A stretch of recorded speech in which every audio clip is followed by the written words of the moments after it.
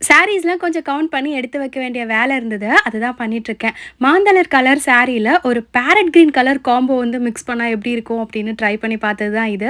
Output வந்து ரொம்ப ஃபென்டாஸ்டிக்கா இருந்தது. பிகாஸ் அது டார்க் கலர், பார்டர் லைட் கலரா அவ்ளோ அழகா இருந்தது கான்ட்ராஸ்ட்டு. கவுண்ட் பண்ணி வந்து கம்ப்ளீட்டா எடுத்து வச்சுட்டேன். அண்ட் அதுக்கப்புறமா நம்மளுடைய சப்ஸ்கிரைபர் சிஸ்டர் வந்து இப்போ புதுசா பிஸ்னஸ் ஸ்டார்ட் பண்ணியிருக்காங்களாம்.